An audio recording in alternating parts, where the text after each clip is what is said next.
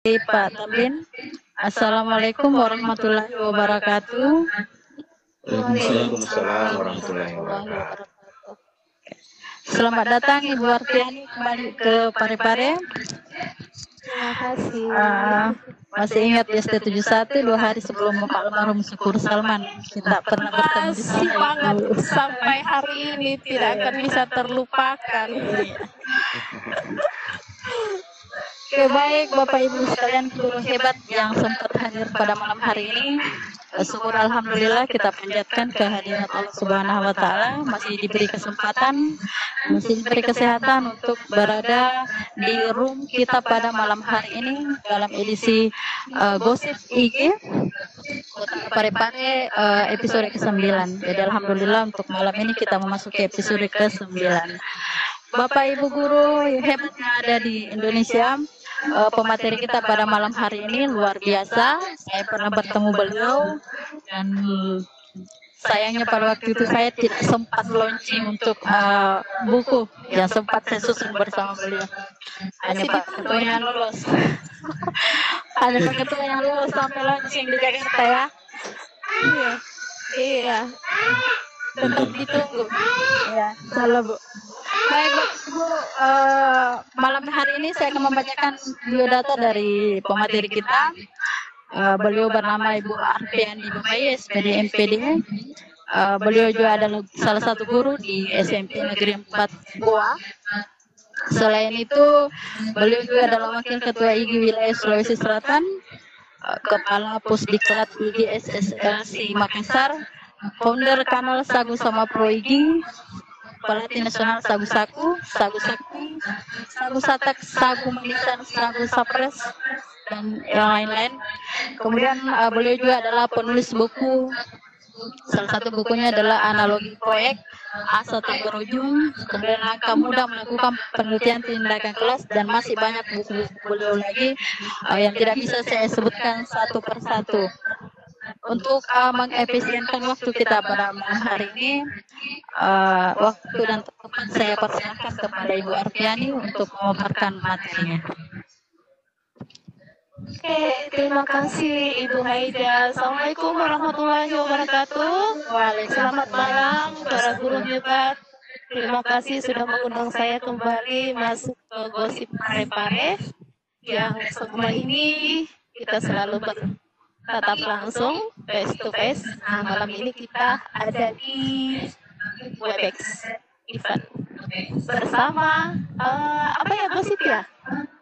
Iya, gosip Ibu. Go online apa ya? Go online sharing IG Kota Parepare. Iya, go online sharing IG Parepare. Wow, keren. Oke, daripada gosip yang lain nih Bu, jadi lebih baik cari gosip-gosip bermutu. Kita gosip edukasi ya. Oke Ibu, silakan. Alhamdulillah kita masih bisa berjumpa kembali meski tadi saya sempat blank ya. Tadi itu saya ada rencana. Saya diingatkan nih ada webinar ke malam ini, jadi ya, alhamdulillah. Allah masih memberikan kita kesehatan sampai dengan hari ini. Kita tetap semangat berbagi, insya Allah. Meskipun stay at home. Ya, kegiatan kita saya sejak diumumkan libur sejak tanggal 17 Maret ya. Iya. Harus sekali ke sekolah. Tapi aktivitas di depan laptop seperti ini tidak pernah berhenti. Mengayomi anak-anak, alhamdulillah sampai dengan hari ini, sampai kemarin kita evaluasi untuk pembelajaran daring lancar insyaallah. Dan Tuhan selalu memberkati kita, memberikan keberkahan apalagi di bulan suci Ramadan. Oke. Selain di sini, saya ingin memperkenalkan Sagu Sama Pro itu. Saya share screen dulu ya.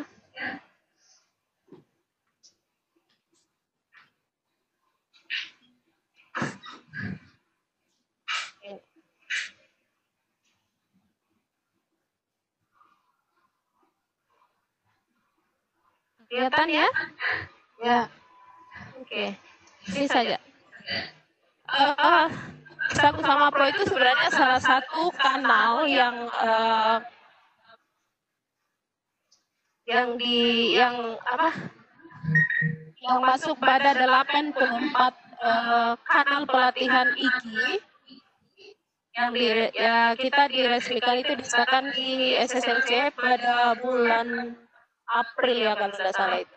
Bulan April 2018 menyusul dari 64 kanal. Sagu Sama Pro merupakan salah satu hasil TOC FIS itu.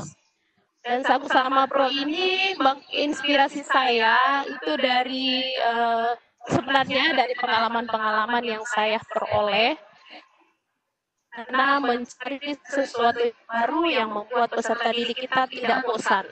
Di sini sebenarnya saya hanya ingin mengajak teman-teman, Bapak Ibu guru, maaf, di sini kebanyakan berbicara tentang sains, banyak berbicara tentang fisika, tapi saya berpikir di Sagu Sama Pro ini juga saya tidak serta-merta begitu di launching, begitu bergerak, kita yang di situ tidak, saya tetap mengkaji dan ternyata saya berpikir Sagu Sama Pro ini bukan hanya untuk bisa digunakan oleh guru IPA khususnya untuk fisika, mohon maaf karena basic saya dari fisika, makanya di awal itu kan saya melakukan penelitian itu menggunakan basic saya, gitu. Sehingga dari kebanyakan contoh yang saya muat itu, kebanyakan contoh yang saya paparkan itu semua berbau-bau sains. Tapi untuk teman-teman guru yang lain bisa juga kok. Karena dia adalah sebuah metode, sebuah pendekatan yang bisa kita gunakan bagaimana kita menjadikan pembelajaran kita lebih menarik, kreatif, efektif, dan menyenangkan untuk peserta didik kita. Intinya ada di situ untuk Sagu Sama Pro. Oke. Ya, lanjutin. Kenapa lanjut ke sini? Oke, nih. Nah, jadi untuk Sagu Sama Pro itu sebenarnya bagi guru-guru yang kreatif, ya, itu akan lebih terampil untuk mengembangkan kreasinya dan inovasinya di pembelajaran. Jadi sebenarnya tinggal dari kita, ya. Jadi bagaimana kita menunjukkan arti sesungguhnya yang benar-benar sangat diperlukan untuk menjelaskan konsep-konsep di luar dari jangkauan panca indera manusia. Itu sebenarnya yang intinya untuk di Sagu Sama Pro. Kemudian kita tahu saya juga di sini memberikan bagaimana kajian untuk di pelajaran lain, tetapi kalau di pembelajaran IPA itu sebagian besar materi-materi dalam pembelajaran IPA itu bersifat abstrak, apalagi yang berkaitan dengan sains fisik, yang berkaitan dengan kelistrikan. Nah, saya menemukan ini di materi-materi itu sih. Tapi kalau kita mengkaji lebih dalam lagi, mungkin kita akan mendapatkan ada materi-materi mungkin di luar itu yang memang abstrak dan kita butuh sesuatu yang bisa kita gunakan untuk menunjukkan hal-hal yang sebenarnya seperti ini kondisinya. Jadi kita bisa membawa mereka ke dalam kehidupan kita sehari.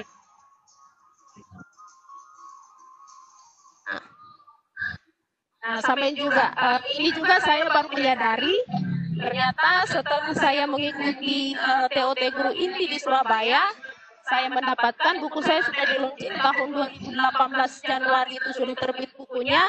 Saya mengikuti dapat untuk keterampilan abad 21 itu nanti di tahun 2018 bulan Desember. Ternyata di awalnya saya sudah ada, nanti Bapak Ibu bisa, Pak Seksul itu, Pak Ketua itu memegang buku saya satu. Iya. Saya lagi menunggu ini ada masukan apa untuk isi revisinya, karena saya sudah 3 kali. Ini sudah naik cetak yang keempat, iya sudah 4 kali cetak. Belum ada masukan, jadi saya masih ada sedikit revisi sih, tapi dari saya sendiri, untuk dari pembaca belum ada yang konfirmasi. Padahal saya sudah cetakan keempat ini untuk Sagu Sama Pro. Iya Pak Ipul, ayo Pak Ipul. Iya. Dikombin dengan stand nantinya. Oke, iya. Insya Allah. Jadi, arahnya kita sebenarnya ke situ. Sebenarnya arahnya ke situ. Cuman kan kita, saya sendiri masih tetap terus untuk mengkaji, mau dibawa ke mana sebenarnya Sagu Sama Pro itu untuk pendekatan analogi proyeknya itu. Gitu. Dan ternyata ini juga saya dapatkan, saya peroleh itu di Desember 2018. Saya berpikir ternyata saya sudah menemukan duluan, baru mulai ada bermunculan. Alhamdulillah. Begitu aja orang suka mengacak-acak. Ya, jadi salah satunya. Jadi ini sebenarnya Sagu Sama Pro ini saya dapatkan dari itu istilahnya suka mengacak-acak, tidak dapat di Sagu Sama Pro. Bertindak kecak salah Ji. Bertindak kecak salah Ji Ibu. Alhamdulillah tidak. Oke. Jadi di sini saya hanya ingin memperkenalkan ya, seperti apa sih analogi project itu. Nah, intinya jadi ini dia. Jadi Unpro itu sebenarnya saya adopsi dari analogi dan project sendiri itu dari model pembelajaran apa lagi? Kenapa saya blank? Terlalu semangat masuk di pare-pare ini. Berbasis project. Aduh, dari apa bilang itu? Ya. Jadi ini saya combine dari analogi dan project. Ya, kalau project kan itu yang discovery learning dia JBL. Ya, dari model pembelajaran project based learning, ya, saya combine dengan analogi.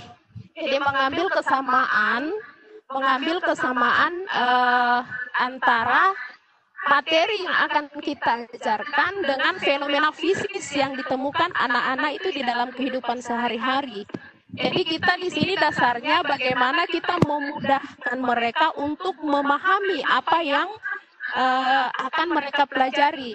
Jadi dengan menemukan kesamaan sifat yang ada, menemukan kesamaan sifat fisik yang ada pada materi pembelajaran dengan di kehidupan mereka itu akan lebih memudahkan mereka untuk memahami apa yang mereka pelajari. Jadi memang mereka itu benar-benar ada di dalamnya, tidak seperti gini. Ketika kita mengajarkan listrik misalnya, lagi-lagi saya kembali ke listrik ya.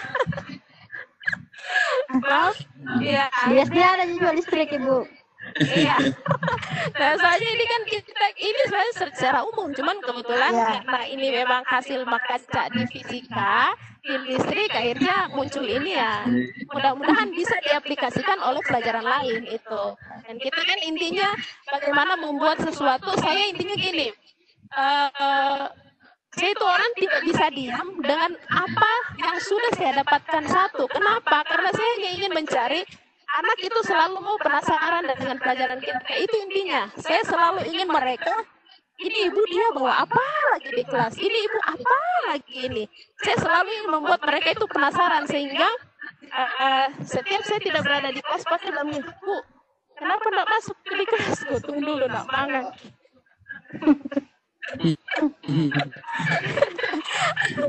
Akhirnya saya pernah satu saat itu pernah jenuh sendiri. Kenapa? Karena saya yang diborongi anak-anak. Karena saya diborongi anak-anak, ditanyakan, Bu, kenapa tidak ada lagi kuis? Bu, kenapa tidak ada lagi tugas? Bu, kenapa tidak ada lagi? Aduh, lagi blank. Lagi blank ya. Makanya dengan itu saya sampai menemukan apa lagi ya? Nah, saya menemukan ini. Kebetulan waktu itu saya memang mengajar listrik. Kita mengajak anak itu selama ini kita hanya menyampaikan, menjelaskan ke mereka, kita berdiri di depan kelas menggambarkan ya bahwa aliran arus listrik itu sama dengan aliran air.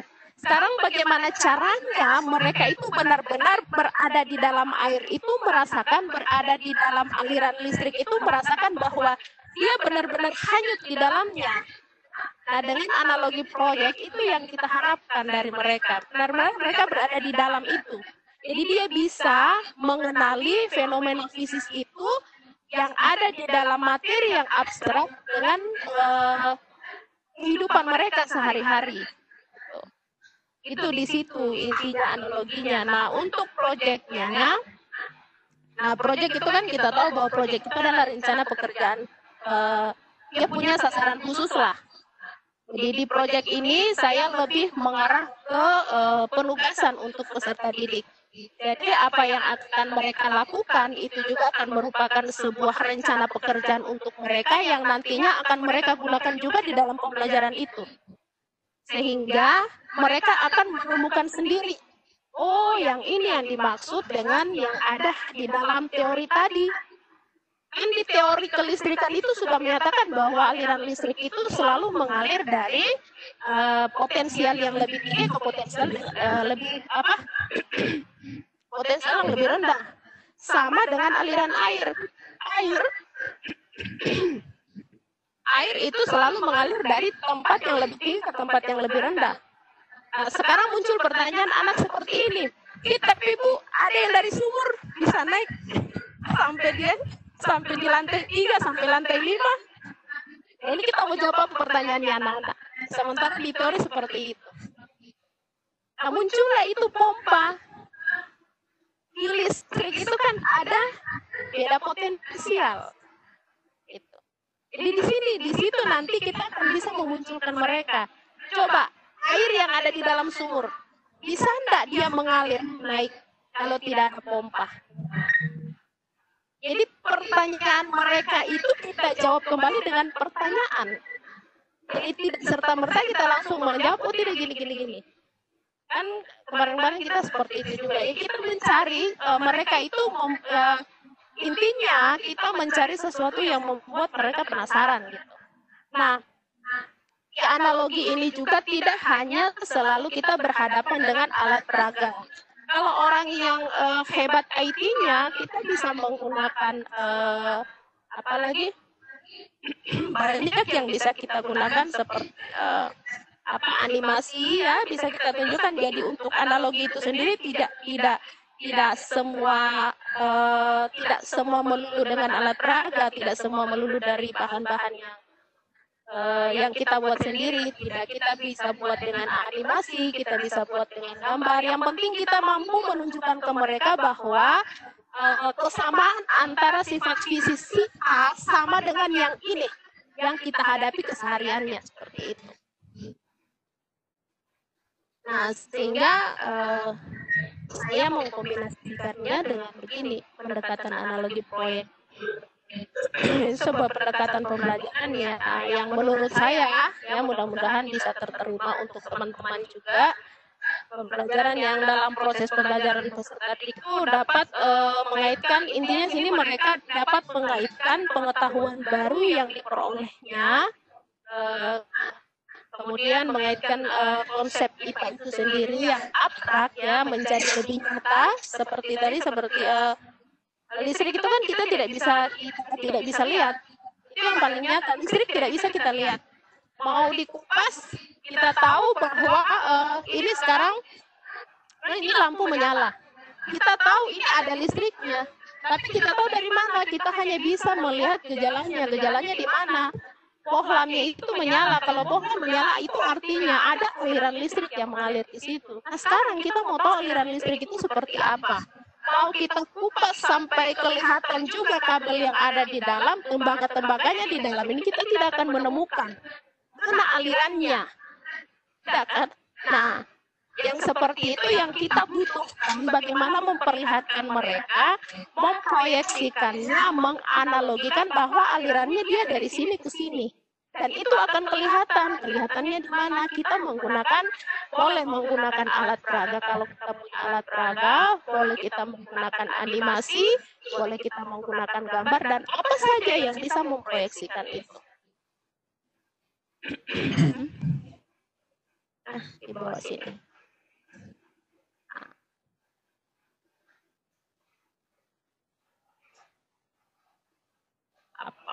Nah, jadi Bapak Ibu untuk fokus pendekatan analogi, jadi fokusnya tentunya untuk membantu guru dan memberi informasi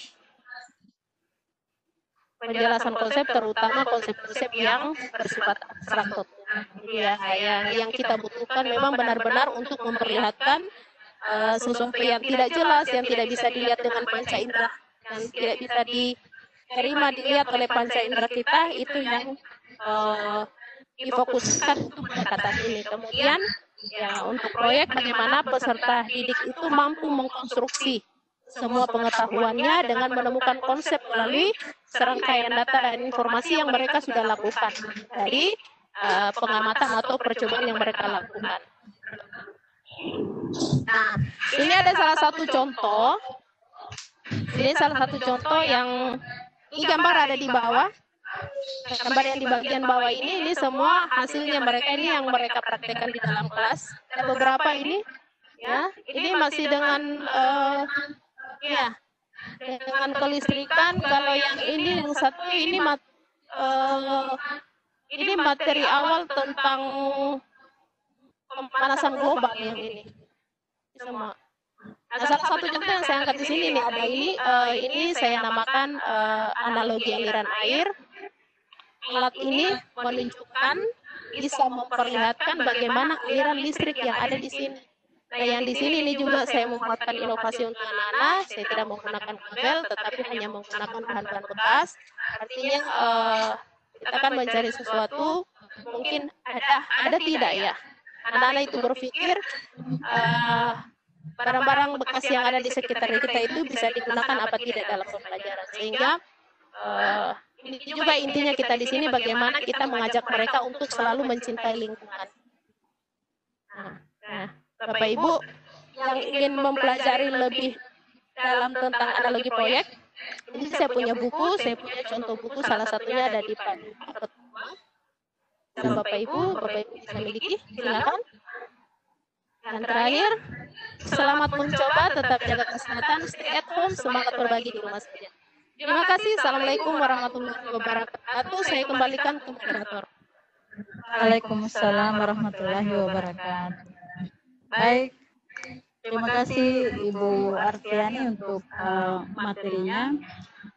Untuk Bapak Ibu yang minum. Silahkan Ibu. Untuk Bapak Ibu yang memiliki pertanyaan, bisa dikirim ke kolom chat sekaitan dengan materi yang Ibu Artiani tadi sampaikan. Silakan Bapak Ibu sambil menunggu Ibu Artiani yang sedang minum.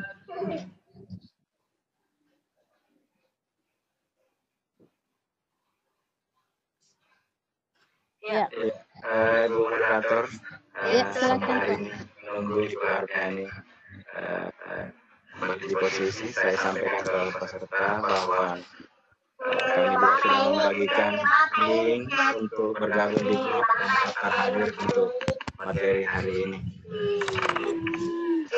Silakan yang memanfaatkan waktunya untuk bertanya dapat tanya atau juga angkat tangannya. Saya kembalikan kepada Ibu Haida. Ya baik, Bapak Ibu sekalian yang ingin mengajukan pertanyaan, silahkan bisa mengangkat tangan, bisa juga mengirimkan di kolom chat. Informasi berikutnya, link daftar hadir itu sudah dikirimkan oleh Pak Tamrin. Silahkan Bapak Ibu untuk mengisi presensinya. Bapak Ibu silahkan, Bapak Ibu ada yang mau bertanya? Terlalu khusus untuk guru-guru SD kayaknya memang ini agak abstrak ya, karena pembelajarannya tentang fisika.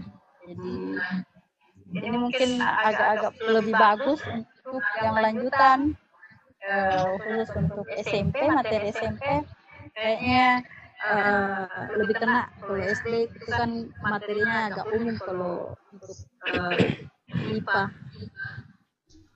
Bapak Ibu dipersilahkan, tapi tidak menutup kemungkinan Bapak Ibu ya yang mengajar di SD memiliki pertanyaan, boleh diajukan pertanyaannya, kita akan sampaikan ke materi kita. Halo Bapak Ibu, silahkan Bapak Ibu. Tidak tidur jadi itu Bapak Ibu. Saya kadang patah pote-pote di sini baru tidur semua. Sampai lagi bilang orang ini kok sendiri. Iya. 8 orang Cina lihat. Betul itu. Baik, Bapak Ibu, ada satu pertanyaan Ibu Arfi, ada satu pertanyaan dari Lestari.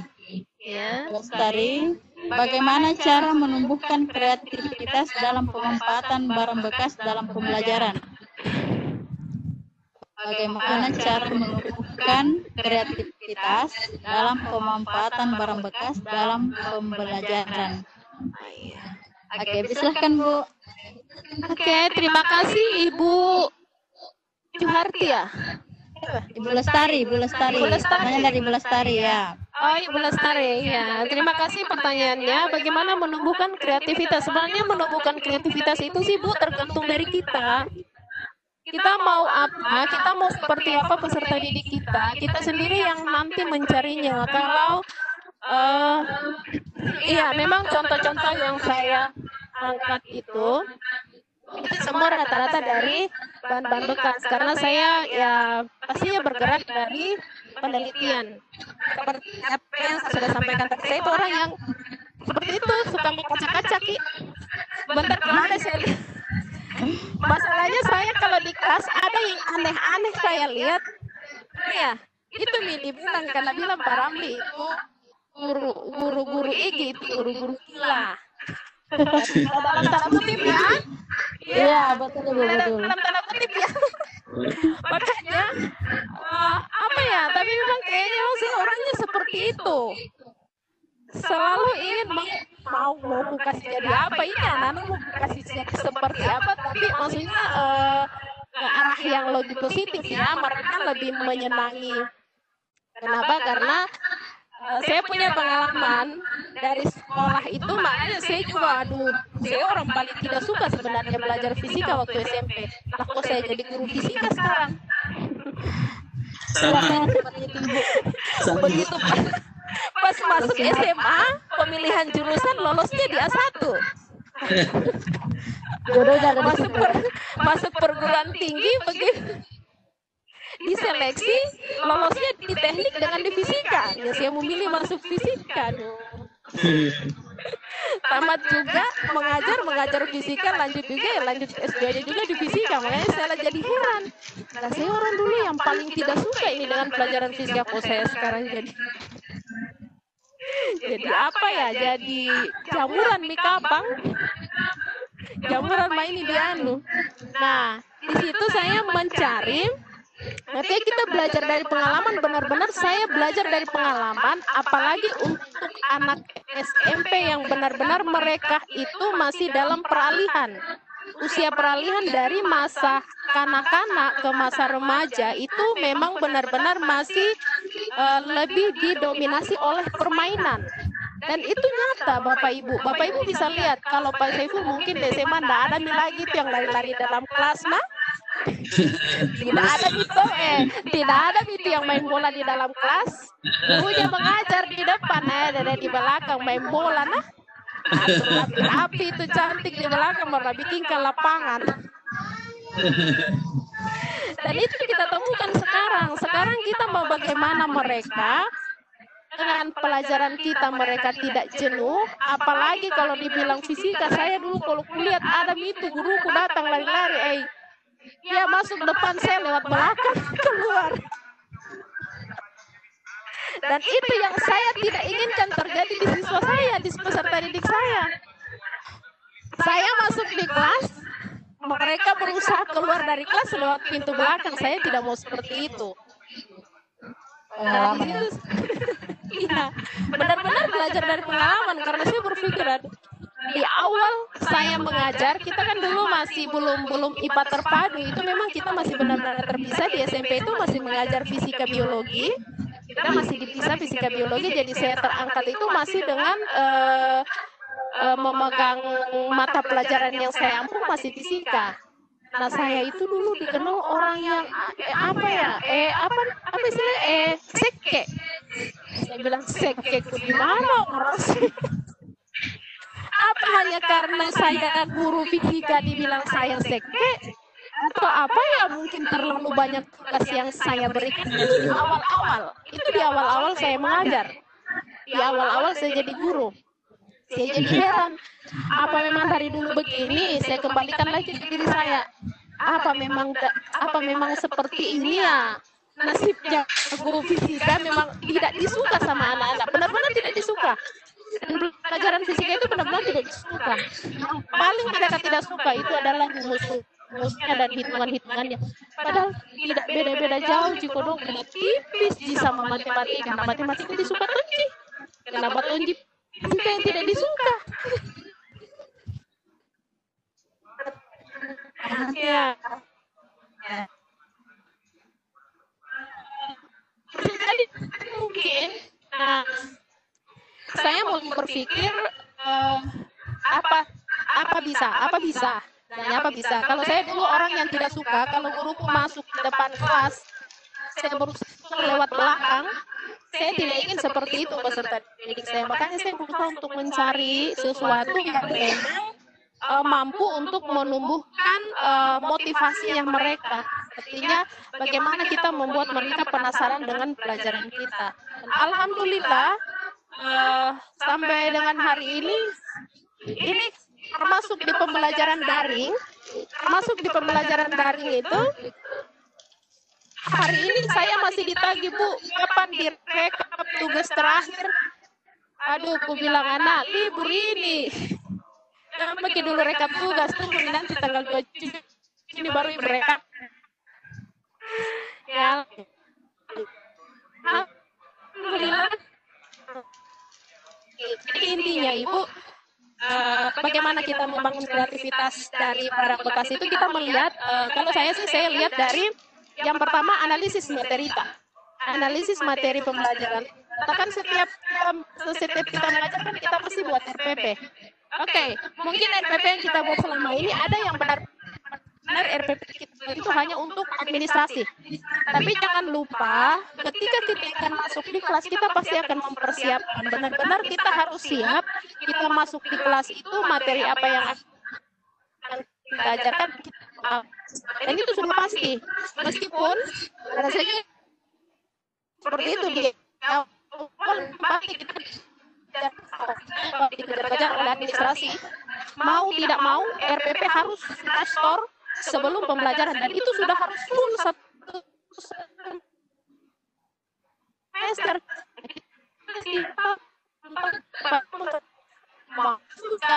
Kalau ada banjir,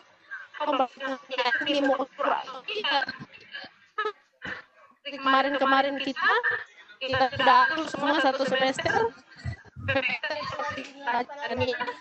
Di awal Maret kita belajar dengan anak-anak hanya melalui, dan alhamdulillah saya bisa vikon dengan mereka. Saya tetap memanfaatkan Webex untuk pembelajaran dengan mereka, kemudian aktif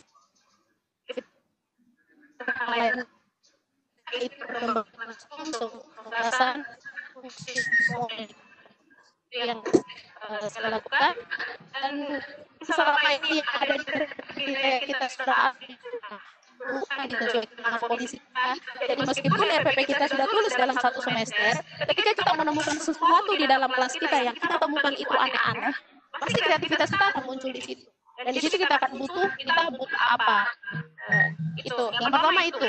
Yang kedua, kita melihat sesuatu, misalnya sekolah kita mau adakan, misalnya mau dinilai kebersihan, mau ada penilaian kesehatan, sementara banyak sekali sampah yang berserakan. Pasti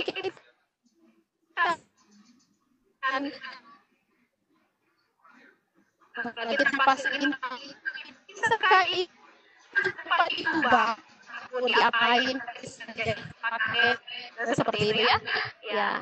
Ya mungkin kalau kita menganalisis materi kita, ada barang-barang yang bisa kita gunakan. Oh, ini bisa saya gunakan. Kalau untuk pelajaran sains itu mungkin agak tertentu. Yang paling kuat kalau untuk kreativitas barang-barang bekas itu adalah pelajaran prakarya dan seni kayak. Jadi kalau untuk dari teman-teman prakarya itu sangat luas sekali. Kreativitas untuk buat apa semua dari bahan-bahan bekas itu bisa jadi apa, semua itu bisa. Saya kira kalau untuk prakarya. Saya kira untuk bukan hanya untuk prakarya, pembelajaran lain, ya bisa ini Stipa juga kita bisa gunakan itu. Saya coba perlihatkan di sini ada mudah-mudahan ini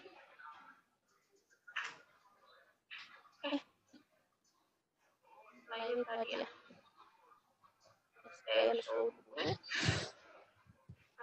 Ini contohnya seperti ini. Ini saya cuma pakai gelas botol air mineral yang bekas. Kemudian ini juga kardusnya saya pakai ini styrofoam ini. Styrofoam juga nanti dikumpulkan. Styrofoam bekas biasa dipakai untuk resto, ya. Untuk yang penutup makanan juga bisa digunakan. Tapi yang styrofoam itu juga ada ini harus tes karena ada styrofoam yang ya kebanyakan plastiknya, yang bagian luarnya itu ada plastiknya, jadi kan tidak bisa digunakan kalau untuk kelistrikan. Kemudian ini kenapa lagi?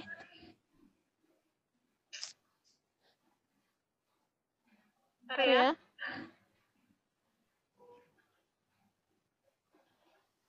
Ada apa dengan laptop? Mau lagi turun. Tahu. Mau dikecek lagi tuh, Bu. Dikecek lagi. Iya. Bentar.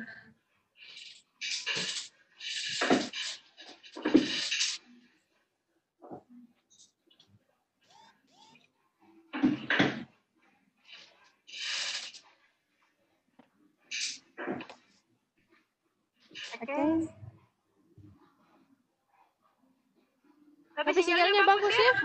Iya, sinyal bagus sih, Bu. Ya, cukup jelas terlihat. Iya. Laptop begini. Saya mau bukakan yang ini karena kalau yang ini saya pakai styrofoam juga, yang electron tester. Ini akan berapa ini ya? Buatnya.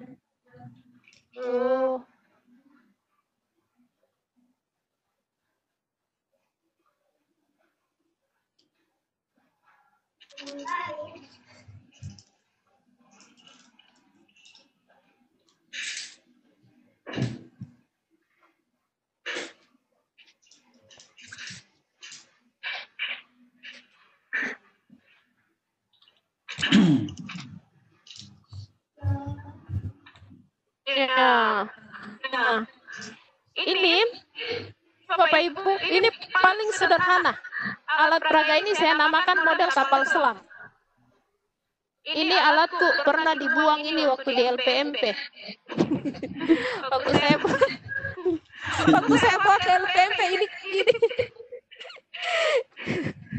ini kocaknya teman, dia bikin pas dia lempar ini di tenda, dia bilang kau apa itu kayak model cumi saja itu alat ini dibuang di LPMP. Tapi alhamdulillah alat yang sesederhana ini hanya botol, tapi maaf yang seharusnya ini saya ingatkan ya, ini memang ini dari aslinya ini saya tidak ubah-ubah dari sejak awal saya temukan ini saya tidak ubah. Sekarang ini bisa dimodif, ini bisa dibuat. Kemarin saya bawa waktu Simponas, bukan seperti ini modelnya, tapi sudah lebih diperbaiki. Ini memang paling awal alat ini saya buat. Saya cari bagaimana itu modelnya kapal selam, ada yang bisa tenggelam, bisa melayang, bisa terapung. Nah, kita baca di teorinya, dia ada tabung penyelamnya. Seperti apa tabung penyelam itu? Seperti apa cara kerja tabung penyelam? Kita kan tidak mungkin bawa kapal selam di dalam kelas. Walaupun kita perlihatkan gambar, waktu itu saya sudah searching gambar. Waktu ini muncul, dulu kita pembelajaran di internet itu kan belum seperti sekarang. Masih sangat terbatas, ya. YouTube juga masih sangat terbatas, tidak seperti sekarang yang sudah glamor dengan IT, ya. Nah, saya mencari kok tidak ada petunjuk bagaimana untuk bisa menunjukkan seperti apa kapal selam bekerja itu. Yang ada di teori sudah dijelaskan seperti ini. Tapi untuk menunjukkan analoginya itu supaya anak bisa lihat dari mana ke mana sampai tabung penyelam itu mampu menenggelamkan kapal itu, mampu juga untuk membuat kapal itu melayang, bisa berada di atas permukaan air itu. Nah, alat ini saya buat ini hanya dari botol.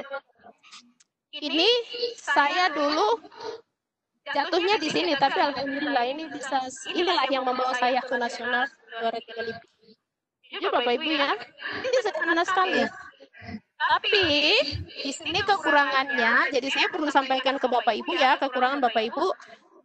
Ketika kita membuat dari barang bekas seperti ini, hilangkan mereknya. Ini benar-benar saya bawa, jadi saya bilang ini jual produk atau alat peraga. Saya buat alat peraga, bukan jual produk ya. Jadi sekali lagi, kalau mau buat seperti ini, hilangkan produknya. Jadi ini kita bisa buang. Jadi dibuang kulitnya, buang plastik-plastiknya. Pokoknya yang ada produk-produknya itu jangan sampai muncul. Satu. Nah, ini muncul, jadi ketika ini dicelupkan ke dalam air, salah satu selang ini tenggelam di dalam air. Jadi cara kerjanya ini salah satu tenggelam di dalam air dan salah satunya lagi dihisap dan ditiup. Pada saat kita hisap, air mengalir dari selang yang ada di dalam yang ini. Dari sini, dari salah satu selang yang tenggelam. Gitu.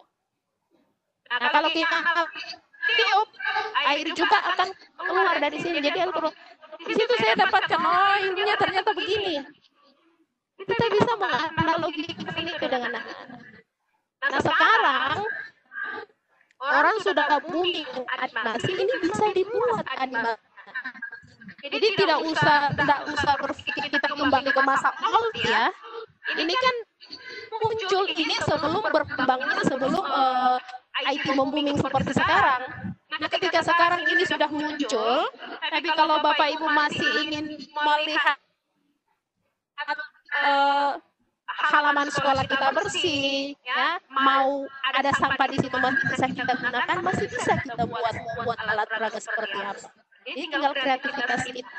Tapi kalau bagi orang yang memang ahli IT, ini bisa dibuatkan animasinya, dibuat seperti apa, tinggal kita bergambar. Kalau orang yang ahli itu pasti bisa. Apalagi dengan webnya. Sekarang kan virtual lab itu mau dibuat seperti apa, meledak-meledak pun itu tidak ada masalah. Tapi kalau kita berhadapan langsung seperti alat yang tadi, yang ini, nah ini kenapa saya munculkan ini, saya memang juga ini dari pengalaman. Di dalam kelas itu saya ada siswa saya mau waktu itu hampir sekolah saya hampir terbakar. Di situ saya berpikir, aduh kalau seperti ini, kita tidak bisa gunakan laboratorium, kita hanya mengajar mau praktek listrik begini di dalam kelas, beresiko, sangat beresiko. Itu yang kita hindari. Jadi sebenarnya kreativitas itu muncul dari kita sih Bu. Jadi Bapak Ibu, nah, ini yang salah satunya, masih ada beberapa, cuman saya hanya bisa tunjukkan ini saja dulu. Kebetulan ini yang saya sementara urus sekarang untuk hakinya. Ya. Ya. Saya kira itu dulu penjelasan saya kembalikan ke Pak moderator. Ya. Baik Ibu, terima kasih untuk Lestari.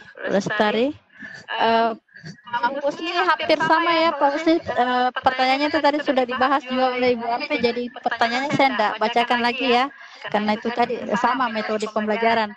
Kemudian pertanyaan berikutnya Ibu Arfi, bagaimana penerapan ANPRO pada pembelajaran sosial sebagai catatan di bahasa Indonesia? Ada materi menulis laporan hasil observasi.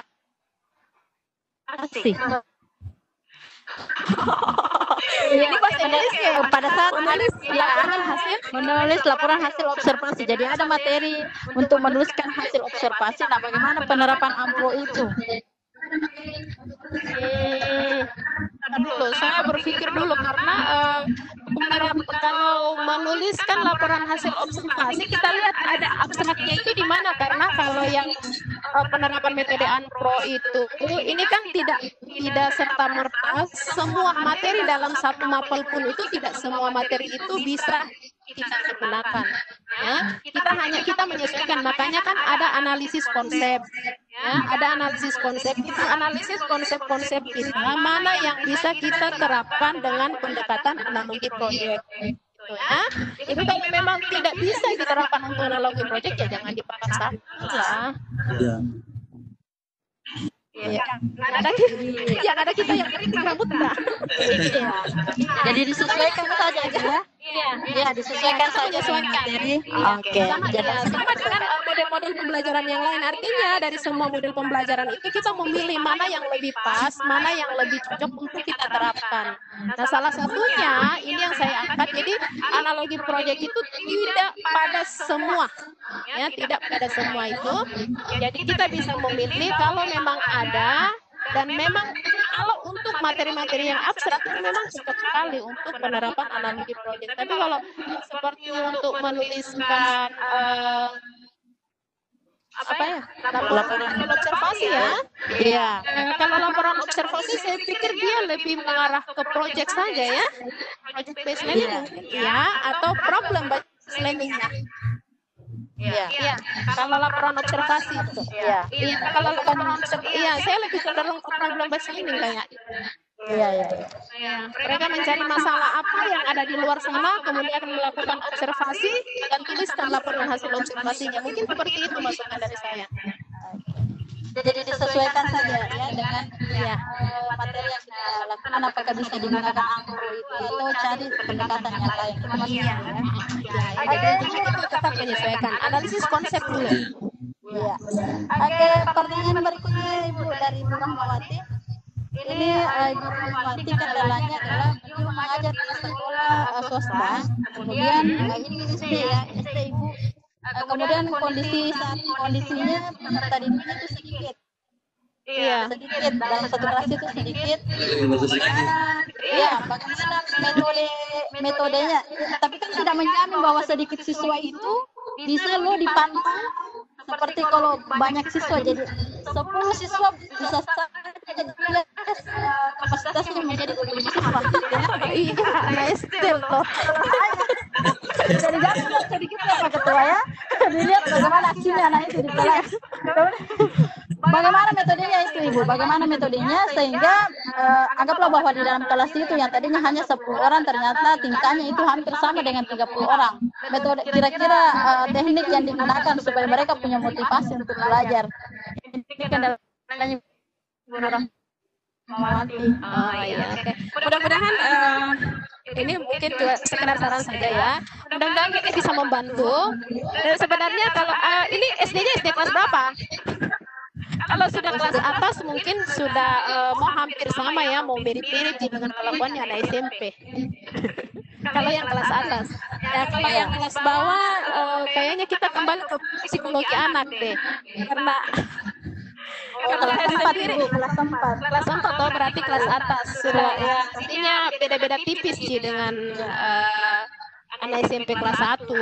Nah, anak SMP kelas 1 ya, karena kalau itu kan tingkatannya juga sudah dari apalagi ya dari tingkatan usia Sudah ya.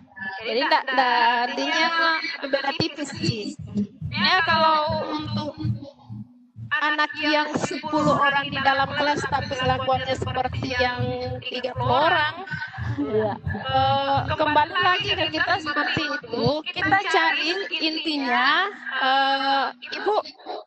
ibuku saya itu saya bahas juga di situ tentang apa ya Pak Saiful?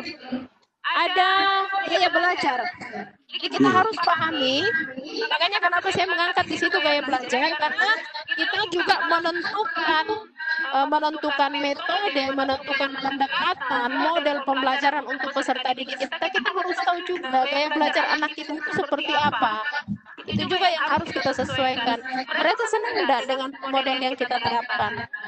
Senang tidak dengan pendekatan atau metode yang kita terapkan untuk mereka? Jangan-jangan malah apa yang ingin kita terapkan itu hanya membuat mereka jadi jenuh.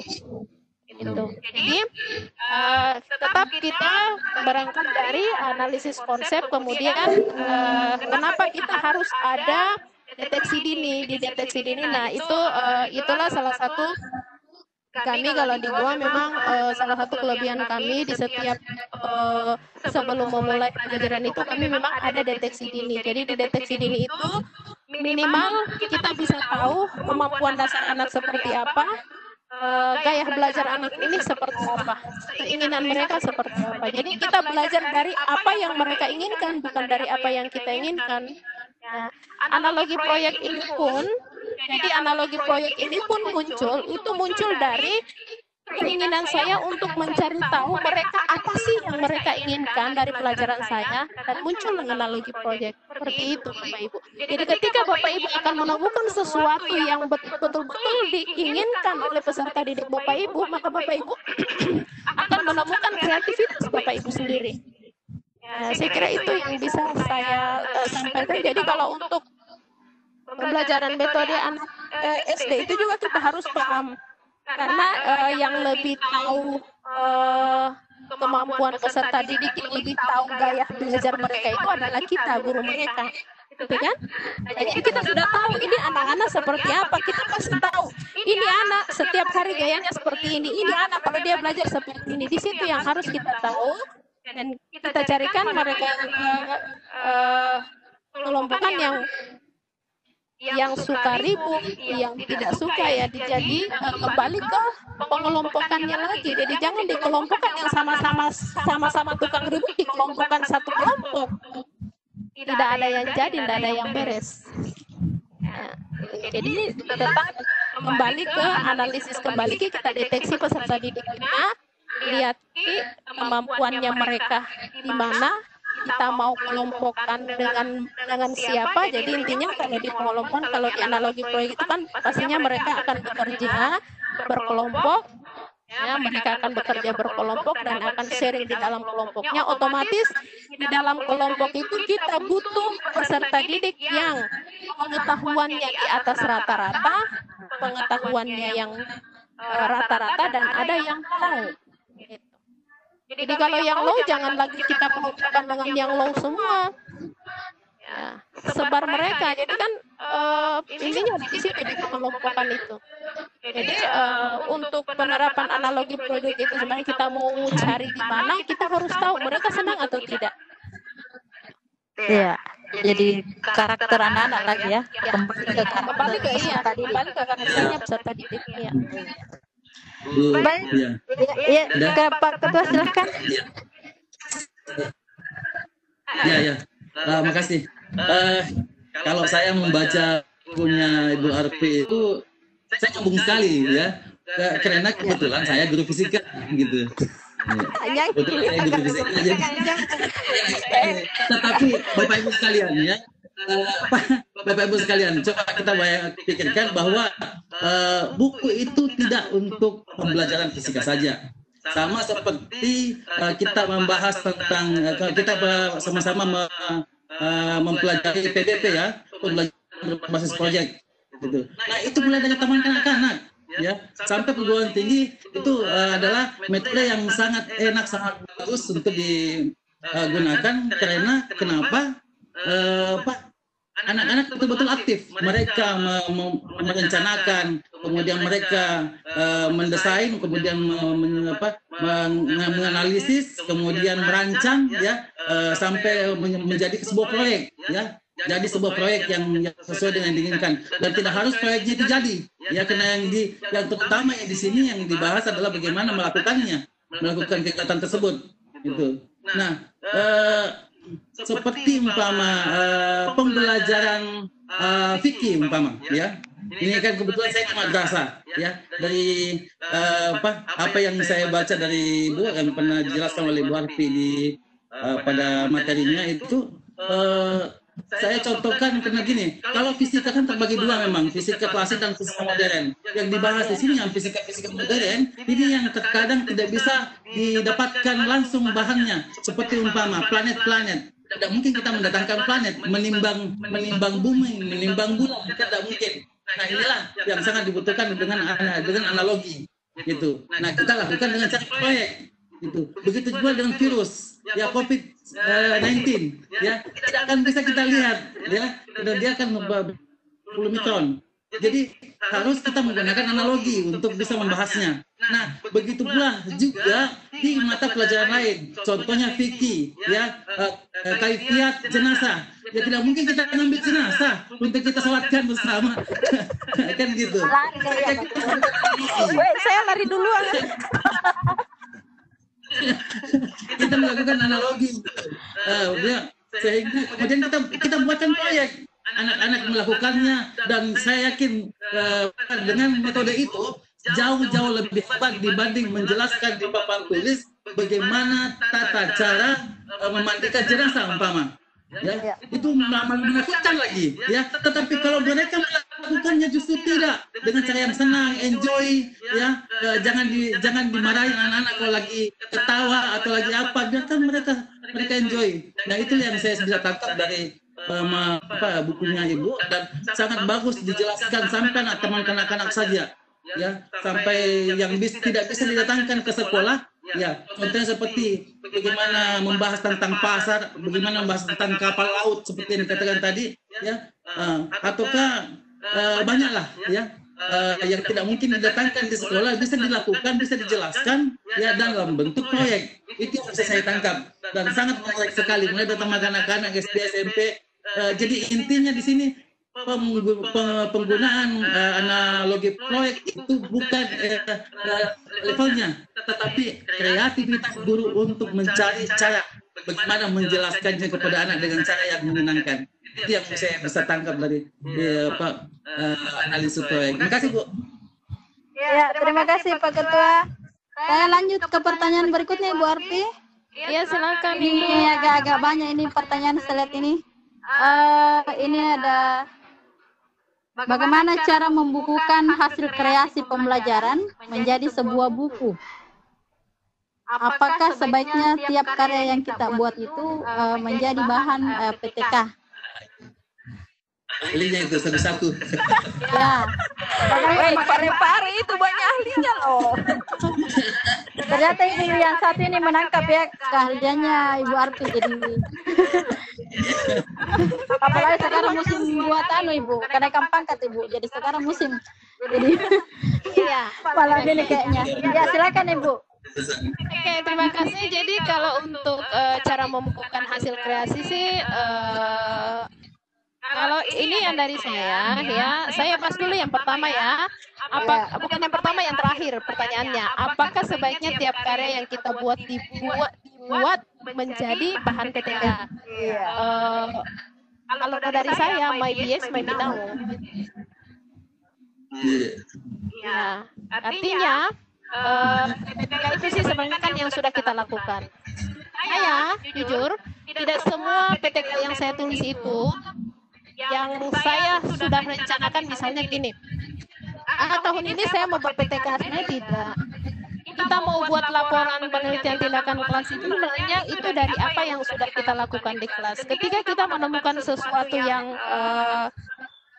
aneh misalnya, kemudian kita mendapatkan solusinya, dan kalau kita menurut kita ini kayaknya bisa saya buat laporannya saja, gitu. Ya. Tetapi bisa juga ketika Bapak Ibu memang benar-benar punya planning, ya. Kalau Bapak Ibu benar-benar punya planning, misalnya setiap tahun saya harus, apalagi kalau seperti sekarang ya, sebuah keharusan di SKP, kalau kita pada saat penilaian untuk kenaikan pangkat, ketika kita mengajukan karya tulis PTK misalnya atau jurnal yang tidak tercover di dalam SKP, otomatis tidak akan dinilai. Gitu. Nah, jadi sekarang kalau saya yang sebelum-sebelumnya, ya, dan itu kekeliruan, dan Bapak Ibu jangan ikuti langkah itu. Ya. Planning, jadi misalnya kalau kita mau buat planning, oke, setiap tahun saya harus buat 1 tahun 1 PTK. Nah, berarti di awal Bapak Ibu sudah mengkreasikan di PTK saya untuk tahun ini misalnya apakah mau diambil di semester genap ataukah di semester ganjil. Berarti Bapak Ibu sudah siap dengan analisis materinya. Kalau mau diambil model pembelajaran yang diangkat sudah siap dengan modelnya, dan yang utama adalah kita mencari di kelas mana kira-kira, dan saya kira planning itu disesuaikan, tidak serta-merta langsung kita mau penelitian di kelas ini. Ya, dan kita mencari kelas mana yang memang benar-benar. Jadi kalau PTK itu bukan hanya sekedar untuk menghasilkan sebuah karya, tetapi kita tujuan untuk PTK itu sebenarnya intinya adalah bagaimana kita memperbaiki pembelajaran kita di kelas. Ketika kita sudah memperbaiki pembelajaran di dalam kelas, otomatis pada saat kita membuat laporannya itu akan tersusun dengan sendirinya. Oh, ternyata seperti ini. Dan Bapak Ibu di PTK itu tidak harus ya. Jadi ada juga pernah bertanyakan begini, apakah memang jadi jangan ya ada data misalnya ya, karena data kan kadang ada yang linearnya tidak penuh, tapi mungkin ada yang jatuh sedikit ya, tapi kalau kita tarik itu bisa nyambung sih, tapi ada kesalahan sedikit ya, memang di situ bisa memungkinkan ada kesalahan yang bisa kita lakukan. Nah di situ kesalahan yang bisa kita lakukan, di situlah ada yang taraf nyatanya gitu, yang 0,5% misalnya. Nah kesalahan kita jangan serta-merta kita membuat setiap hasil misalnya ya, orang kan selalu berpikir begini, kalau kita buat PTK itu selalu mau hasilnya bagus, tidak seperti itu. Dipaksakan berhasil. Iya, tidak harus dipaksakan berhasil. Nah ketika kita misalnya melakukan satu penelitian dan itu tidak berhasil, berarti kita harus cari, oh berarti ini tidak cocok untuk kelas ini. Dan saya ada beberapa yang saya lakukan seperti itu. Jadi kita harus, di kesimpulan kita harus menyampaikan bahwa metode ini hanya cocok untuk diajarkan pada anak seperti ini. Untuk anak seperti ini masih kurang cocok. Kita jelaskan di dalam apa kendalanya, apa masalahnya. Ini harus kita perbaiki. Kita perbaiki kembali dengan model yang baru, dengan pendekatan yang baru, atau mungkin kita mau dengan kreativitas kita yang baru seperti apa. Itu yang pertama. Jadi kalau untuk karya, nah selanjutnya apakah sebaiknya tiap karya yang kita buat ya? Kalau saya sih kalau ini apakah sebaiknya ya, kalau di sini lagi menghitung ekonomisnya, untung ruginya ya. Ya pasti kalau kita mau untung ya setiap karya yang kita buatlah bahan PTK. Jadi kan dia sebagai PTK, jadi ketika kita butuh itu kita sudah tidak mau mencari kemana-kemana lagi, kita kan sudah punya. Jadi kalau saya selama ini setiap ada alat yang saya buat, misalnya saya mau coba terapkan di kelas, pasti setelah itu saya buatkan laporannya. Tapi kan laporan itu tidak maksudnya tidak harus mau diapakan, yang jelasnya sudah dibuat laporannya. Ketika saya punya laporan yang ini bisa saya buat, ini bisa saya pakai seperti itu. Jadi dibuat saja, disimpan. Ketika kita butuh, tidak setengah mati begitu mencari itu. Apalagi kalau pas di ulangan planning, saya tidak sempat buat. Jadi sebenarnya selama ini saya membuat saja, saya buat saja apa yang ingin saya buat. Setiap tahun itu saya planning, saya buat penelitian, dan ketika tiba saatnya misalnya dengar ada lomba ini, buatkan saya kirimkan, lihat seperti apa strukturnya, kita mengikuti strukturnya panitia di sana. Seperti itu. Makanya kenapa kita siap saja. Jadi apalagi kalau mau ikut lomba-lomba ke tingkat nasional, yang penting kita siapkan punya karya. Begitu kita tahu ada lomba, kita bisa langsung, kita sudah siap, kita punya beberapa karya, kita punya beberapa naskah, tinggal mengikuti aturan main yang ada di dalamnya. Saya seperti itu selama ini. Makanya itu yang bermunculan lu lagi ada yang istilahnya 4R, tapi kan saya berpikir lu lagi dia lagi karena cuma dia juga dan dia lagi yang mau seperti itu. Iya, betul. Iya. Ya kan menjadi sebuah buku, Ibu. Tadi hasil kreasinya itu dialihkan menjadi sebuah buku. Oke. Nah, kalau untuk kreasinya dijadikan sebuah buku, kalau contohnya buku saya yang analogi proyek, ya tadi saya sudah perlihatkan di gambarnya. Saya bisa perlihatkan. Saya punya buku. Ini buku ini juga, ini saya berpikir ketika ketika saya punya ilmu dan itu hanya saya gunakan sendiri, itu mubazir. Karena saya sudah tahu ilmunya. Nah, saya ingin menebar ilmu itu untuk teman-teman guru yang lain. Ya, lewat apa? Ya pastinya lewat tulisan, lewat buku. Tapi di buku itu, jadi intinya di buku bukan, jadi kita membahasnya mulai dari kenapa itu bisa sampai muncul, jadi kreasinya seperti apa. Jadi sebelum masuk ke sebenarnya intinya kalau di penulisan buku kita punya misalnya kita punya kreasi ya, kita punya kreativitas seperti yang tadi hasil penelitian.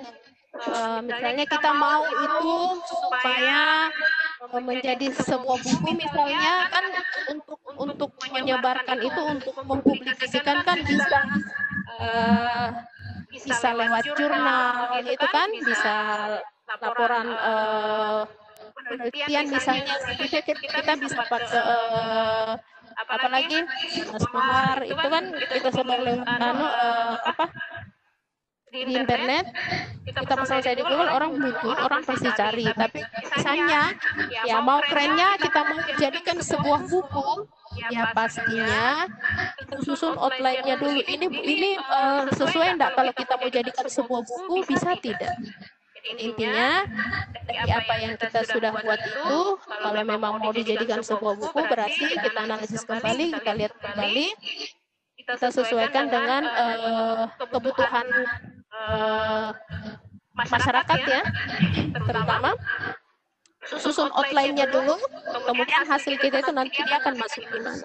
Jadi yang di sini kalau di buku saya ini yang memang benar-benar masuk, karena ini memang saya combine mulai dari di sini ada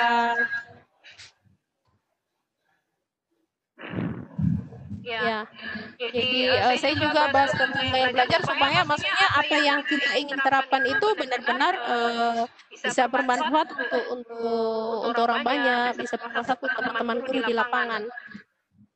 Nah, jadi nanti di buku juga kita itu akan membahas lebih gamblang kalau memang itu hasil kreativitas kita. Karena kan kalau di karya tulis itu biasanya kan terbatas, penjelasan kita sangat terbatas, kan? Nah, kalau kita sudah jadikan buku, itu kita tidak akan dibatasi oleh halaman, kan? Kita tidak akan dibatasi oleh halaman, jadi kita bisa menjelaskannya secara luas, secara gamblang. Nanti hasilnya seperti apa, kreativitasnya kita itu bagaimana.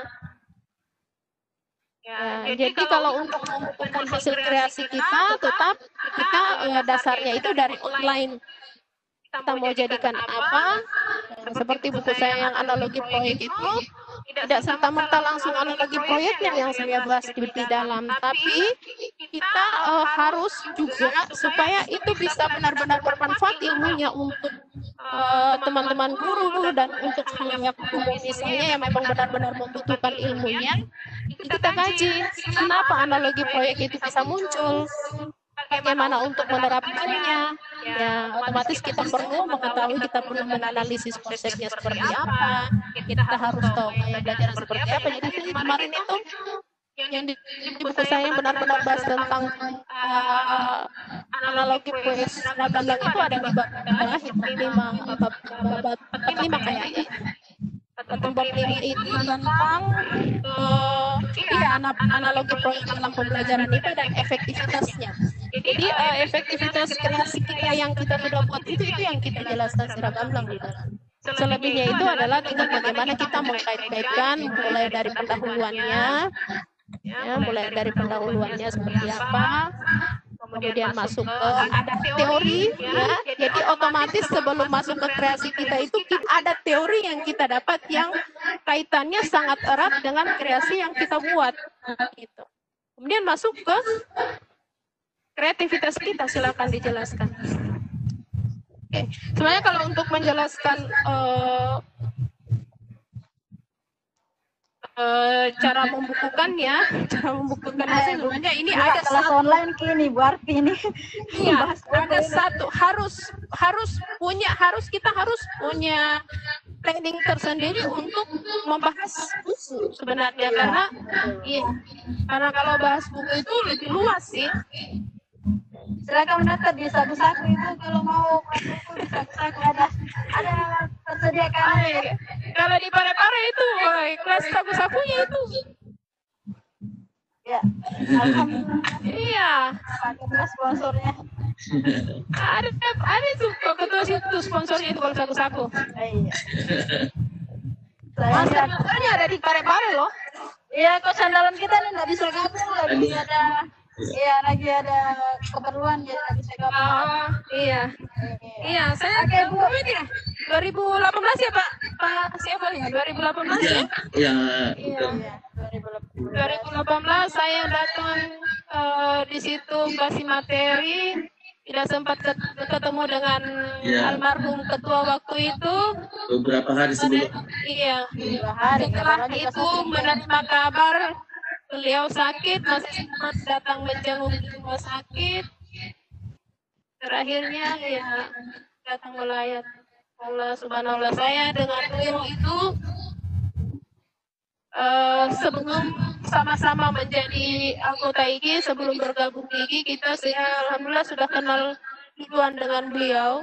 Itu jauh sebelum jadi pengurus IGI. Jadi saya sebelum jalan-jalan ke Parepare itu saya sudah kenal dengan beliau. Makanya ketika kita butuh informan di Parepare mau ada seperti ini, beliau yang saya hubungi. Akhirnya beliau yang diangkat jadi ketua di sana. Iya. Jadi melo ini. Iya. Betul. Saya kemarin waktu diminta laporan, waktu diminta laporan bongkar-bongkar dokumen, aduh, begitu banyak kita dapat ketemu dengan almarhum Pak Sumur, ketemu dengan almarhum foto-fotonya Pak Basman, ketemu dengan foto-foto almarhum Pak Rashid. Allah. Iya. Produktif sekali Iya. sebagai guru. Iya. Silakan saya kembalikan ke Iya, jangan di melo-melo dulu ini Bu, masih banyak pertanyaan. Intermezzo saja. Baik, lagi berkaitan dengan PTK tadi, apakah PTK yang khusus untuk Dupak itu, apakah ada masa berlakunya Ibu? Oh ada. Jadi kalau tahun ini kita buat PTK, berapa lama PTK itu masa berlakunya? Oh, nah kalau untuk kita gunakan kenaikan pangkat, yang penting jangan kita buat itu di bawahnya TMT SK kita. Jadi kalau misalnya kita punya SK 1 April 2018, yang di bawahnya 1 April 2018. Jadi yang bisa berlaku itu di atasnya dari 1 April 2018. Jadi usahakanlah kita memulai untuk planning itu Juni misalnya dari Juni Desember 2018 sampai seterusnya. Kalau untuk PTK-nya itu tidak ada kadaluarsanya sebelum kita gunakan untuk kenaikan pangkat. Yang penting tetap masuk di SKP, jadi planningnya tetap ada di SKP kita. Dan ketika itu tidak ada di dalam SKP ya berarti tidak akan bisa dihitung. Kemudian kecuali kalau misalnya mau dijurnalkan. Nah kalau mau dijurnalkan biasanya dari jurnal itu kan mereka punya aturan masing-masing. Ada yang aturannya di situ hanya misalnya karya tulis atau PTK minimal 2 tahun terakhir. Jadi kalau misalnya tahun 2018 atau tahun 2020 ini kita mau jurnalkan karya tulisnya kita, berarti kita hanya boleh pakai karya tulis yang kita sudah buat di 2018 atau 2019. Karena dia hanya minta 2 tahun terakhir misalnya. Ada juga yang biasa dia masih menerima untuk karya tulis buatan 3 tahun terakhir. Berarti bisa dari kalau kita mau terbitkan dijurnalkan untuk 2020 berarti masih bisa dari 2017. Kalau untuk dijurnalkan itu yang ada kadaluarsanya. Tapi kalau untuk kenaikan pangkat pengembangan di Dukcap yang dianggap kadaluarsa itu kalau ya sebelum TMT SK terakhir kita. Jadi nanti setelah TMT SK terakhir baru mulai bisa dihitung. Jadi kalau SK terakhir 1 April 2018, maka yang boleh dihitung mulai dari di atasnya April, lebih Mei atau Juni dan seterusnya. Oke, Bapak Ibu saya ingatkan kembali untuk mengisi daftar hadir. Daftar hadir sudah dikirim di kolom chat. Silakan Bapak Ibu mengisi daftar hadirnya. Terkait masih PTK Ibu. Iya, silakan. Contoh laporan alat peraga, adakah yang bisa Ibu Arfi tampilkan? Kemudian itu kan misalnya di laporan contoh alat peraga itu kan ada lampiran-lampirannya Ibu. Apa-apa saja yang dipersiapkan untuk itu. Kalau misalnya kita buat alat peraga, kemudian kan dibuatkan laporan. Iya. Oh, alat peraganya mau dibuatkan laporannya. Peraga yang dibuat. Oh, ini. Iya. Ada kalau saya punya, ini saya punya contoh seperti ini ntar ya. Saya buka dulu. Saya punya satu contoh laporan alat peraga masih entar. Ini.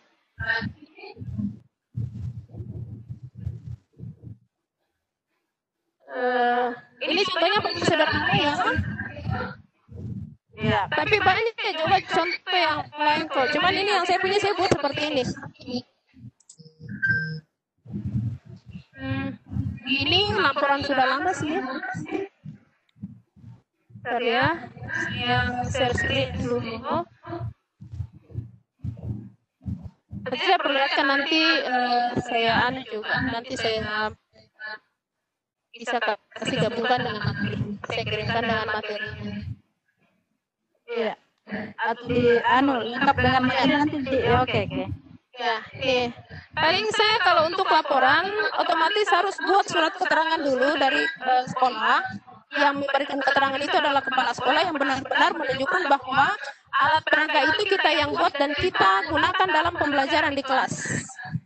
Jadi ini surat keterangan ini sudah lama sih karena ini 2010. Iya. Ya, ini yang alat yang tadi yang elektrolit tester ini. Jadi kalau laporannya ini yang saya buat. Surat keterangannya dulu menunjukkan bahwa benar dan ini diketahui oleh kepala sekolah. Kemudian foto alat peraganya. Ini foto alat peraganya. Ini foto alat peraga itu kita uraikan alat dan bahannya apa saja. Kemudian cara pembuatannya, cara menggunakannya, dan terakhir adalah manfaatnya. Apa manfaat alat itu? Kemudian pembuat tanda tangan itu yang saya buat sederhana sekali. Nah untuk ini untuk laporan alat peraganya. Nah untuk kelengkapan di dalam karya tulis sendiri berarti semua dokumen yang kita gunakan instrumennya, dokumentasinya semua itu kita sertakan, termasuk contoh-contoh karya siswa, contoh pekerjaan siswa, ya semua rekap nilainya itu semua kita lampirkan. Dan itu bukti fisik yang penunjangnya. Iya. Ya, Iya. Surat keterangan ya. iya. Itu lanjutan dari pertanyaan tadi Ibu Lestari. Ibu Lestari sudah diperlihatkan sama Ibu Arfi contoh laporan untuk alat peraganya. Untuk persoalan buku tadi nanti silakan bergabung di saku-saku ya. Daripada juga punya saku-saku nanti kita lihat kapan lagi dibuka karena situasi sekarang enggak kan sementara program harus jalan. Iya. Koordinasi dengan Polres. Oke, Bapak Ibu yang berminat untuk menulis buku ada saku-saku nanti terbuka baru kita sama-sama menulis lagi di sana. Baik, Ibu Arfi masih ada pertanyaan ini? Silakan. Pak Tamrin masih bisa digunakan waktu Pak Tamrin? Sampai jam berapa? Halo Pak Tamrin. Jangan sampai subuh, jangan Pak Tamrin ini ketinggalan. Pak status. Jangan Nyaris, tidur Pak Tamrin, nyaris. habis pilih Iya. suaraku. Sahur kita ini Bu. Ya, Nanti dia sudah Ini pergi juga di sahur. ada peringatan dari Pak Ketua kalau waktu sudah menunjukkan pukul 10:05. Sementara Pak ini saking menariknya Menarik materi sekali. ini banyak yang antusias menuliskan pertanyaannya melalui kolom chat, bahkan banyak yang angkat tangan dan belum mendapat kesempatan untuk diberikan kesempatan bertanya. Iya. Dibuka sesi berikutnya, nggak ada pemaparan materi, nah diskusi. Gosip berikutnya Ibu, gosip berikutnya. Boleh. Buka gosip berikutnya lagi. Iya kan jadi 8 kali pertemuan baru bisa dapat sertifikat tuh. Iya, begitu. Iya, sampai 8 Iya. kali pertemuan. Ya, karena kan dihitung 32 jam. Kalau cuma 2 jam berarti memang Iya. bukan anu. Kalau memang mau 32 dihitung pelatihan, ya memang harus seperti itu. Ya. Ya, kalau saya kemarin, ya ini untuk sebelum ada pertanyaannya, seandainya tidak artinya tidak dengan kondisi kita seperti sekarang, kita bisa tetap muka. Kalau saya kemarin itu ada kerjasama dengan MGMP. Jadi MGMP kerjasama dengan kalau fondernya berarti dengan saya, tapi kalau kedepannya saya berharap jangan dengan founder, tapi kerjasamanya dengan Pusdiklat ya. Jadi nanti MGMP-nya yang kerjasama dengan Pusdiklat. Nah, kemarin saya beberapa Ibu, ketua MGMP Pak Tamrin. boleh. Iya.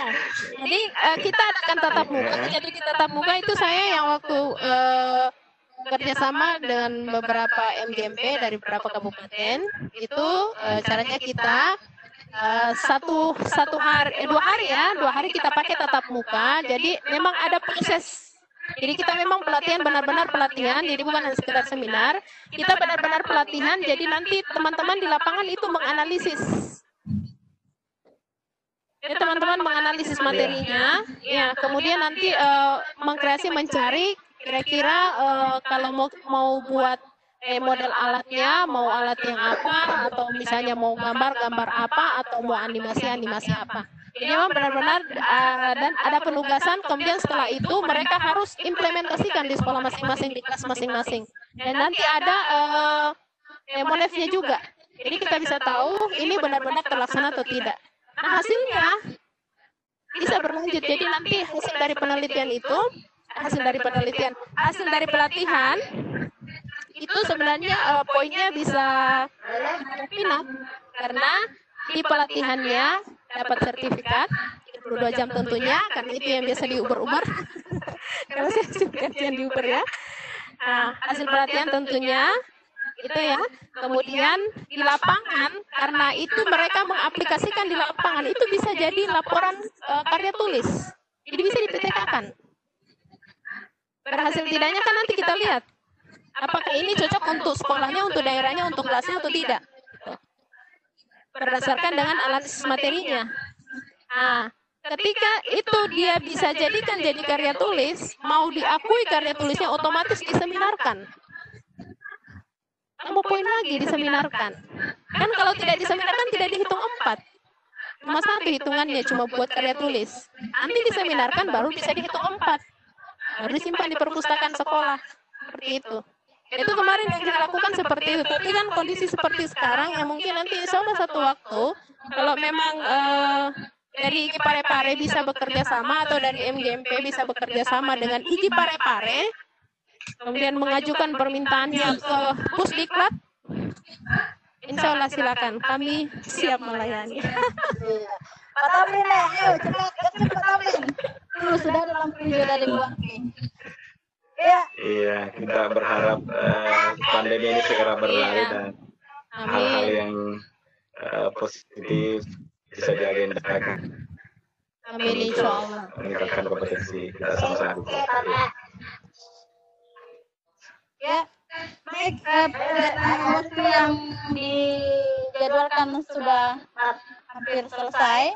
Jadi Bapak Ibu sekalian, saya mohon maaf karena Bapak Ibu yang angkat tadi tidak sempat diberi kesempatan untuk bertanya, karena ini ini pun pertanyaannya saya gabung-gabung kan ya, kalau tadi Bapak Ibu ajukan pertanyaan di kolom chat, kemudian tidak saya bacakan padanya, saya bacakan, cuma saya gabung-gabung tadi, mengisi waktu kita juga ini sudah larut juga, kemudian Warpi juga perlu istirahat, masih banyak kelas webinarnya.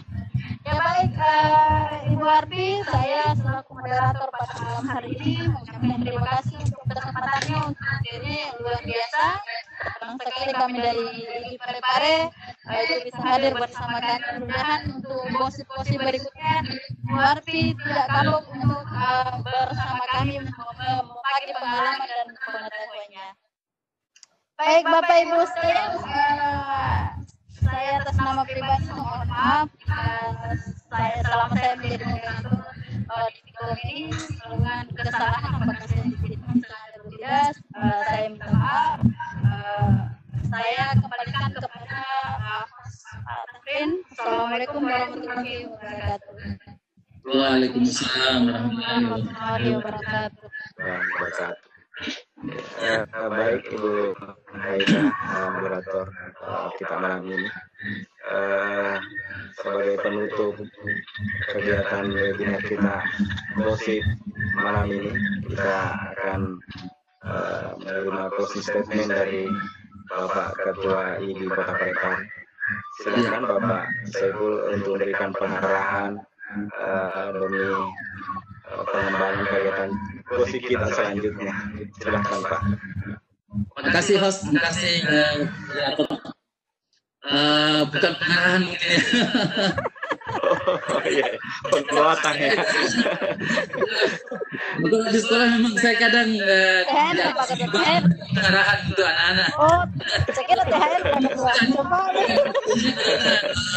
Kami ini semuanya adalah teman sejawat, ya, teman sejawat dan berada pada satu profesi yang sama. Ya, untuk itu mari sama-sama kita bahu-membahu meningkatkan kompetensi kita, karena tidak ada yang mampu mengangkat profesi kita selain kita ya. Memang harus dari kita dan untuk kita. Itulah yang senantiasa digaungkan oleh IGI ya. Kita sharing and growing together ya. Kita selalu berbagi ya untuk bertumbuh bersama ya, untuk berkembang bersama. Untuk itu saya ucapkan terima kasih banyak kepada Ibu Alfian Bapak ya. saya dadak Ibu satu hari waktu. Ini bahaya penodong ini namanya. Tutup dulu baru mau gosip. Itu jadi Ibu Arfi bukan kali ini Bu Arfi akan muncul di gosip ya untuk bertemu dengan teman-teman IGI. Karena Ibu Arfi ini bukan cuma memegang satu kanal, tetapi memegang banyak kanal ya. Walaupun beliau adalah founder Sanggu sama Pro, tetapi beliau sebagai instruktur di banyak kanal ya, mungkin ada 7-8 kanal mungkin. Hebat banget. Dan Bapak Ibu sekalian, kami sampaikan pada semua peserta, apabila ada usulan untuk membuka pelatihan di Parepare, ya terutama yang ada Bapak Ibu yang ada di Parepare, disilakan mengusulkan, mengajukan. Seperti dikatakan tadi oleh Ibu Alfi sebagai Ketua Pusdiklat, bahwa ada 84 channel pelatihan yang boleh kita buka di mana saja di Indonesia ya. Karena memang sudah ada foundingnya, ada masing-masing ada organisasinya, dan itulah kehebatannya IGI, organisasi dan foundingnya semuanya itu berasal dari guru, tidak ada dari yang lain, bukan dari Widya Suara atau dari dosen, tapi semua dari guru ya. Inilah hebatnya IGI. Jadi kalau ada Bapak Ibu yang mau mengusulkan silakan. Kemudian yang kedua kami sampaikan bahwa gosip ini bukan seminar ya. Jadi ada yang sempat minta ke ini apa ini webinar atau seminar, bukan ya. Tetapi gosip ini adalah program kerja dari Kota Parepare yang dicanangkan sejak tahun kemarin dan ini karena memang pada masa pandemi ini sangat kita butuhkan dan tujuannya untuk meningkatkan kompetensi guru. Jadi dengan mengikuti ini sama dengan mengikuti pelatihan, ya, sama dengan mengikuti pelatihan. Sehingga untuk Bapak Ibu telah mengikuti 8 kali pertemuan dan bisa memberikan bukti, memperlihatkan bukti fisiknya, ya, dan menyelesaikan suatu tugas apabila ada tugas yang diberikan. Karena sebenarnya ini kan 2 jam pertemuan, ditambah dengan 2 jam tugas apabila ada tugas yang diberikan, akhirnya menjadi 4 jam. Dikali 8 pertemuan menjadi 32 jam nantinya. Ya, jadi dengan demikian kita akan lanjut di grup gosip, ya. Grup gosip ini dibuat setelah sesi ke-9, ya. Setelah sesi ke-9 karena memang sudah sangat kita butuhkan, di mana di grup ini kita akan berkomunikasi, termasuk akan menyusun berkomunikasi dengan peserta yang ingin mendapatkan sertifikat nantinya. Jadi semuanya bisa ikut, tetapi mendapatkan sertifikat yang berhak, sertifikat yang